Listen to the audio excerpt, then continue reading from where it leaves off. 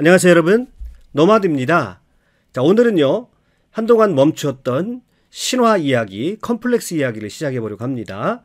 피그말리온 효과인데요, 그동안 여러분께서 뜻밖의 그리스 로마 신화 속의 컴플렉스 이야기를 최근에 많이 사랑해 주시는 것 같습니다. 그래서 제가 멈추었던 신화 속 컴플렉스 이야기를 다시 시작해 보려고 합니다. 5번째 신화 속의 컴플렉스, 피그말리온 효과입니다.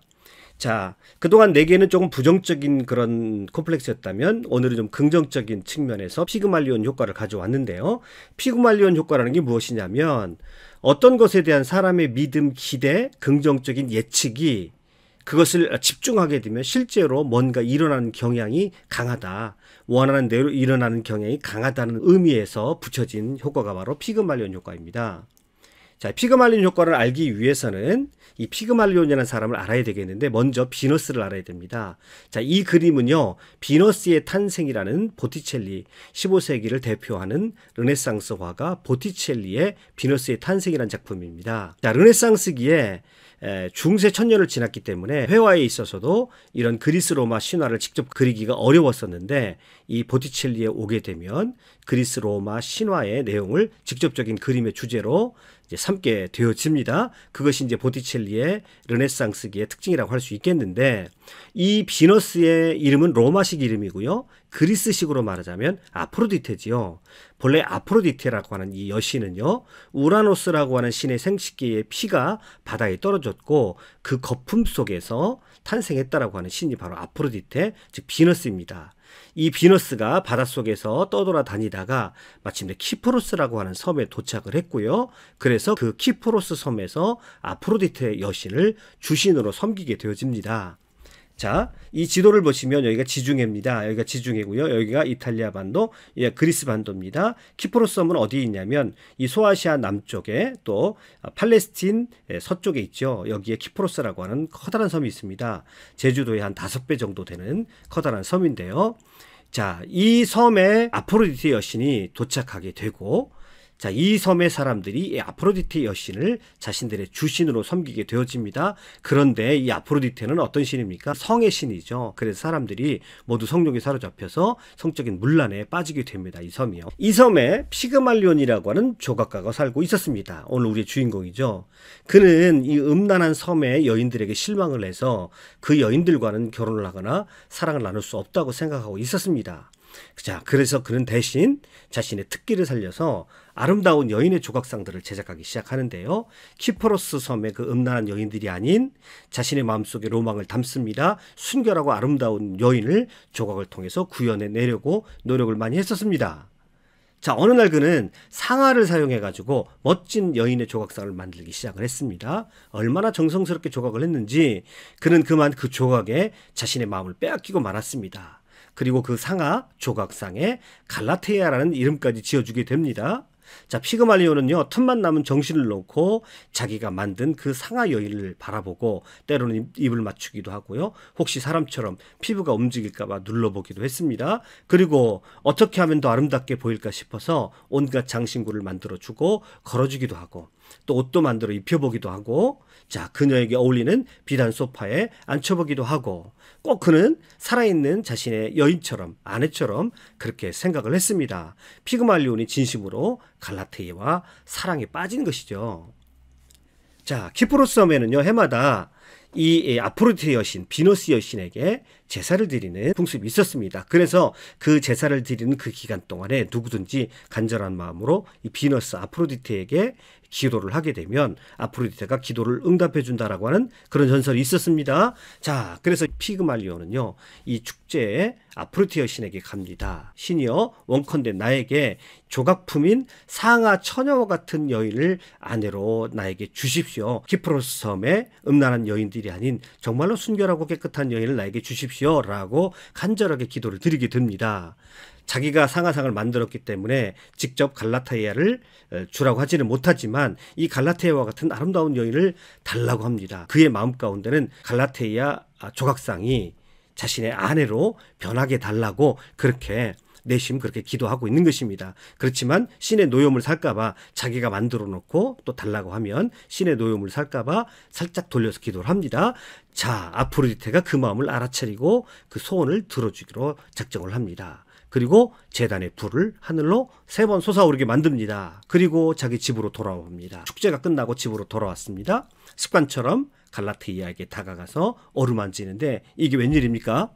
갈라테이아에게서 따뜻한 온기가 느껴집니다. 그러더니 점차 머리부터 진짜 사람으로 변해가는 것이었습니다. 자, 이 그림은요, 장제원 제롬의 피그말리온과 갈라테이아라는 작품입니다. 아주 기가 막히게 갈라테이아 조각상이 사람으로 변해가는 그 과정을 그리고 있는데요. 자, 자세하게 보시면은요. 자, 이 상체 부분을 보면 피기가 살짝 도는 것을 볼 수가 있죠. 그래서 지금 피가 돌고 따뜻해져 가고 있음을 나타내고 있고요. 다리 쪽을 보십시오. 아직까지 여기는 조각상 같은 색깔을 하고 있지요. 그래서 아직은 다리가 사람의 몸으로 변하지 않고 있는, 그래서 머리서부터 다리까지 점차 인간으로 이 갈라테이아 조각상이 변해가고 있는 것을 보여주는 기가 막힌 그림입니다. 자, 그래서 결국 이 피그말리온은 갈라테이아라고 하는 여인을 자신의 아내로 맞아들일 수가 있었습니다. 여기까지가 피그말리온 신화의 내용입니다. 자, 그래서 여기서 피그말리온 효과라고 하는 심리적인 단어가 나오게 되는 겁니다. 우리가 이 피그말리온 효과라고 하는 것은 흔히 말하는 간절히 원하면 이루어진다라고 하는 그런 말과 비슷해 보이죠. 그래서 요즘에도요, 이런 유의 책들이 굉장히 많이 나오는 것 같습니다. 그래서 마음에 간절한 소원을 품고 우주를 향해서 어떤 메시지를 달리면 우주가 그것을 이루어진다라고 하는 그런 허황된 이론들이, 수많은 책들이 자기계발이라고 하는 영역에 많이 등장하는 것을 볼 수 있는데요. 그러나 아무리 원한다고 해서 실제적인 노력 없이 이루어지는 법은 없겠지요. 자, 그럼에도 불구하고 우리가 무엇인가를 간절하게 원하고 그것에 전심전력하여 노력하고 애쓰고 즐거운 마음으로 그것을 애를 쓴다고 한다면, 그렇지 않은 사람에 비해서 이루어질 가능성이 훨씬 큰 것은 또 사실이겠죠. 자, 그런데 시중의 서점에 보면 그러한 노력과 수고와 애씀이 없이 마치 주문 외우듯이 무엇인가를 긍정적인 메시지를 계속 반복하게 되면 이루어진다라고 하는 그런 허망한 이론들이 많이 있는 것을 볼 수 있습니다. 정말 피그말리온 효과를 거두려고 한다면, 자, 긍정적인 마인드를 가지고 자신의 목표를 위해서 계획을 가지고 열심히 노력하고 또 어려움이 닥친다 할지라도 자신에게 계속적으로 긍정적인 메시지를 주면서 좋은 결과를 위해서 열심히 노력한다면 남보다 훨씬 큰 성취를 이룰 수 있는 것은 분명한 사실인 것 같습니다. 자, 그런데요, 이 피그말리온 효과를요, 우리가 내가 어떤 성공을 위해서, 내가 뭔가를 목표를 이루기 위해서 이렇게만 적용하지 마시고요. 한편 또 다른 측면에서 적용을 해버리면 이거를 인간관계에도 적용을 할 수가 있습니다. 자, 인간관계에 적용된 피그말리온 효과를 로젠탈 효과다 이렇게 얘기를 합니다. 그러니까 사람과 사람 사이에서도 긍정적인 신호들과 긍정적인 메시지들이 오갈 때 사람들이 어떻게 변하는가라고 하는 것이 또 관계 속에 일어나는 피그말리온 효과라고 할 수가 있겠는데, 그런 효과를 따로 로젠탈 효과다 그렇게 얘기를 합니다. 자, 로젠탈 효과는요, 로젠탈이라고 하는 교장 선생님이 자신의 학교에서 한 반에 실험을 한, 거기에서 나온 효과가 바로 로젠탈 효과인데요. 자, 이분이 자신의 학교에서 한 학급을 선정해서 아주 특이한 실험을 합니다. 자, 먼저 초등학교 한 학급 전체 학생의 지능지수를 검사합니다. 그리고요, 그 지능지수 결과와 상관없이 무작위로 랜덤으로 20%의 학생을 뽑습니다. 그러니까 초등학교 한 학급의 전체 학생들의 지능지수의 데이터가 있는 것이고요. 그 데이터 속에서 무작위로 랜덤으로 20%의 학생을 뽑습니다. 그리고요, 새 학기가 시작할 때 그 20%의 IQ가 어떻게 되는지 모르죠. 랜덤으로 선정을 했으니까 20%의 명단을 담임교사 선생님에게 전달을 하면서 이 아이들은 지능지수가 높은 학생들이라고 그렇게 언지를 줍니다. 자, 그리고 나서요, 교사가 그 학생들에 관한 정보를 듣게 되면요, 아, 이 아이는 뭔가 가능성이 있고 지능지수가 매우 높은 아이다 라고 생각을 해서 이 아이에게 다른 아이들보다 본능적으로 칭찬과 격려를 많이 해주게 되고요. 부정적인 자극은 별로 하지 않게 되는 것이죠. 그러니까 칭찬과 격려를 통해서 긍정적인 메시지들이 자꾸 20% 학생들에게 전달이 되어지는 것입니다. 놀라운 결과가 발생을 하는데요. 8개월 후에 아이들의 지능지수를 재검사해 보니까 20%의 학생들의 지능지수와 성적이 원래 조사했을 때보다 훨씬 더 높게 나왔다고 하는 것입니다. 그러니까 이것은 무엇을 말합니까? 이 로젠탈 효과라고 하는 것은 서로에 대한 신뢰의 메시지, 그리고 격려와 칭찬의 메시지가 주어지게 되면 훨씬 상대방에게 더 큰 동기부여가 된다고 하는 사실이죠. 그것을 실험으로 입증한 것입니다. 이게 삶을 살아갈 때 대단히 중요한 시사점을 주는 것 같습니다. 자, 저 같은 경우에도 어린 시절에 너무 자극을 받지 못했기 때문에 소위 말해서 우리가 긍정적인 자아상, 이런 긍정적인 자아상을 형성하는데 상당히 어려움을 겪었던 것이 사실인 것 같습니다. 자, 누군가가 자기를 인정해주고 알아줄 때 사람은 굉장한 에너지와 자신감을 얻는 것 같습니다. 사실 이 피그말리온 효과, 로젠탈 효과는 뭔가 우리에게 신비적인 능력을 줘서 우리가 뭔가를 원하기만 하면, 간절히 바라기만 하면 이루어진다라고 하는 그런 것보다 사실은 이렇듯 관계 속에서 어떤 사람의 가치관과 긍정적인 자아상을 형성해주고 긍정적인 관계 발전을 위한 그런 이론으로 더 깊이 적용할 수 있지 않을까 생각이 되어집니다. 자, 이와 관련해서 위약 효과, 플라시보 효과라는 것도 있죠. 흔히 이제 어떤 어려운 상황에서 약이 부족할 때 의사들이 이런 방법을 사용한다고 합니다.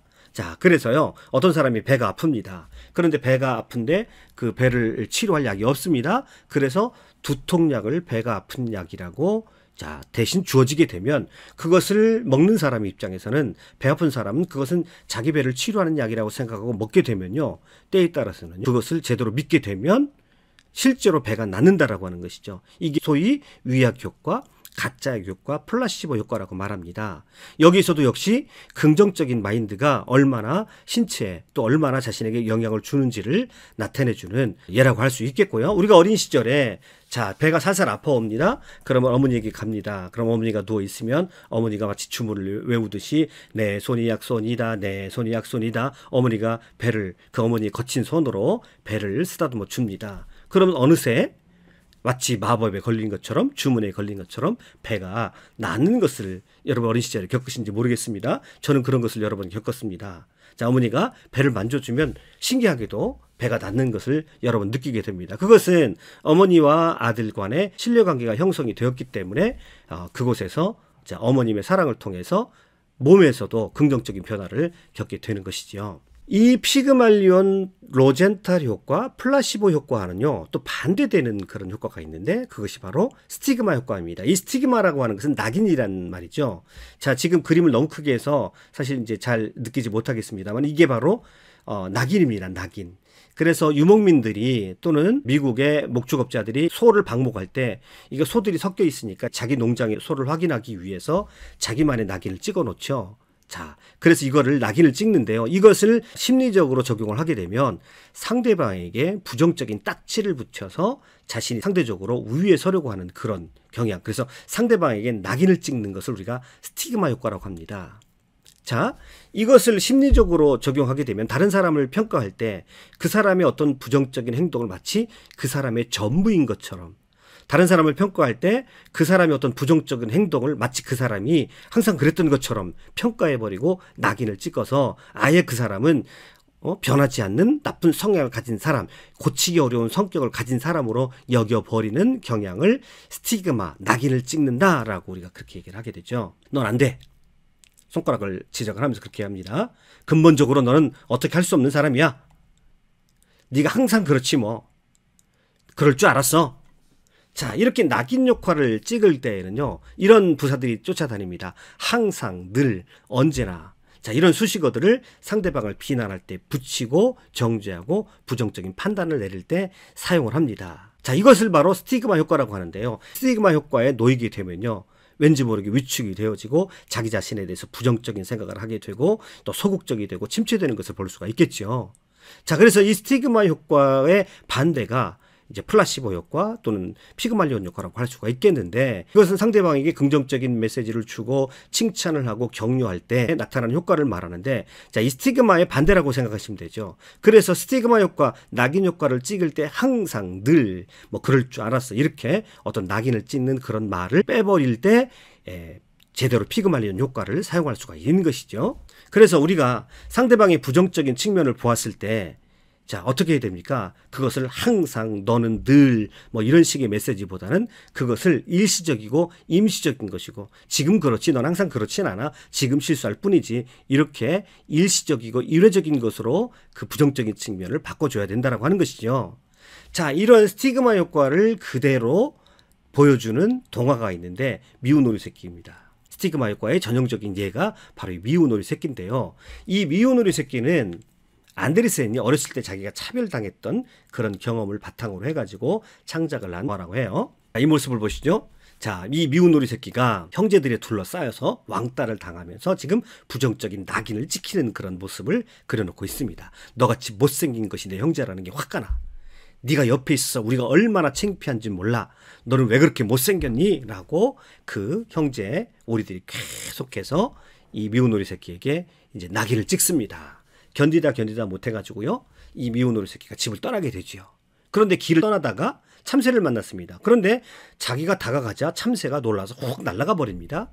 일상적인 일인데 미운 오리 새끼는 이렇게 생각을 합니다. 내가 너무 못생겨서 그런가 보다 라고 그렇게 생각을 합니다. 자, 지금 어떤 상태입니까? 이미 미운 오리 새끼의 마음 가운데는 낙인이 찍혀버린 거죠. 부정적인 자아상이 형성이 되었습니다. 그래서 어떤 일이 발생하면 항상 부정적으로 해석을 합니다. 내가 못생겨서 그런가 봐. 내가 저들과 사귈 수 없는 그런 대상이라서 그런가 봐. 이렇게 자신도 그 낙인 효과가 찍혀서 자기 자신 스스로가 또 자기 자신에게도 낙인을 찍고 있는 것을 보게 됩니다. 자, 이것이 동화 속에서만 일어나는 것이 아니라 우리 현실 속에서 굉장히 많이 일어나는 일이라고 하는 것입니다. 지금도요, 참 이 얘기가 쉬운 얘기지만 평범한 얘기 같지만 굉장히 많은 사람이 이런 낙인 효과 때문에 고통을 당하고 있고, 또 혹시 여러분도 누군가에게 이런 낙인을 찍고 계신지도 모르겠습니다. 이 얘기를 조금 더 진행을 시켜보면요. 이 미운 오리 새끼가 이제 자기가 태어났던 그 연못을 떠나가지고 길을 계속 가게 됩니다. 그때 사냥개를 만나게 됩니다. 그런데 이 사냥개가요, 미운 오리를 딱 보더니 별 관심 없이 본체마치 지나가 버립니다. 자, 여러분, 지금 사냥개에게 잡혀먹지 않은 이 상황은 좋은 상황입니다. 오리는 기분 좋아야 됩니다. 그런데 이 미운 오리는요, 굉장히 기분 나빠합니다. 왜 그런지 아십니까? 여기에도요, 안데르센이 굉장히 고도의 심리적인, 미술적인 표현을 하고 있는데요. 이렇게 생각을 합니다. 내가 너무 못생겨서 사냥개가 나 같은 것은 너무 못생겨서 잡아먹지도 않는가 봐. 오히려 이 상황에 상처를 받습니다. 자, 낙인 효과가 찍혀진 이 미운 오리 새끼가요, 오히려 긍정적인 상황임에도 불구하고 자기 자신에게 계속적으로 심리적인 학대를 가하고 있는 것을 보게 됩니다. 자기 자신에게 붙여진, 누군가 밖에서 붙인 그 딱지 때문에, 스티그마 때문에 나는 못생겨서 사람들이 싫어해, 그 누구도 나를 좋아하지 않아 라고 자기 자신을 그렇게 폄하하는 것을 볼 수가 있습니다. 자, 여러분 가만히 생각해 보면 우리가 우리 자신에 대해서 생각하는 자아상이라고 하는 것은 대부분 어린 시절에 타인들, 즉 부모님들이나 주변에 가까운 사람들, 다른 사람들의 비친 내 모습인 경우가 많이 있죠. 다른 사람들이 내 모습을 보고 웃어주고 행복해하고 즐거워해줄 때, 아, 나에 대해서 긍정적으로 생각하는데, 거꾸로 우리는 자신도 모르는 사이에 다른 사람들이 붙인 딱지, 다른 사람들이 부정적인 메시지, 이것들을 내가 마음 가운데 품고 살아가는 경우가 너무 많이 있고요. 또 거꾸로 우리가 우리 주변 사람들에게 부정적인 스티그마, 부정적인 딱지를 붙이는 경우도 이런 말할 수 없이 많이 있는 것을 알 수가 있거든요. 우리가 우리의 삶을 가만히 살펴보게 되면 정말로 이런 것으로 상처받는 사람들이 너무나 많은 것을 알 수가 있습니다. 부두데스라고 하는 용어가 있습니다. 이 호주의 원주민들이요, 원주민 사회에 강력한 영적인 영향력을 끼치고 있는 이 마법사의 저주를 받으면요, 실제로 시름시름 앓다가 며칠 뒤에 숨을 거둔다고 합니다. 이런 현상을 부두데스, 부두 죽음이라고 한다고 합니다. 실제로 그 원시사회 속에서 강력한 힘을 가지고 있는 원주민 마법사, 주술사들이 어떤 사람을 향해서 표적을 두고 그 사람에게 저주를 하면 그 저주가 주는 그 압박감, 그 스티그마 효과 때문에 실제로 그 원주민들이 죽는다고 하는 것입니다. 관계 속에서 나오는 긍정적인 신호 또는 부정적인 신호가 얼마나 사람들에게 굉장한 영향을 주는지를 보여주는 그런 예라고 할 수 있겠습니다. 자, 오늘은요, 피그말리온 신화를 통해서 피그말리온 효과, 로젠탈 효과, 또 플라시보 효과를 살펴보았고요. 그 반대가 되는 스티그마 효과, 부두데스라고 하는 용어를 살펴보았습니다.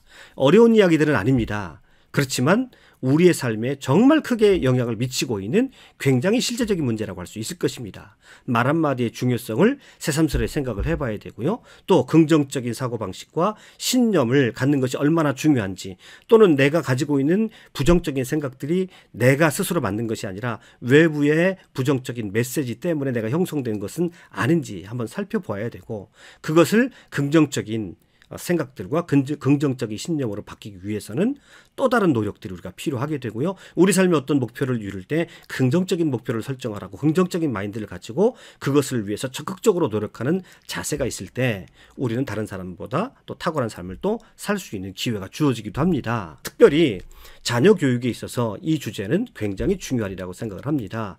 가장 사랑하는 부모를 통해서 가장 큰 상처를 받는 그런 아이들을 정말로 쉽사리 만날 수 있습니다. 그리고 여러분들도 상처가 여러분 마음 가운데 새겨 있을 수도 있습니다.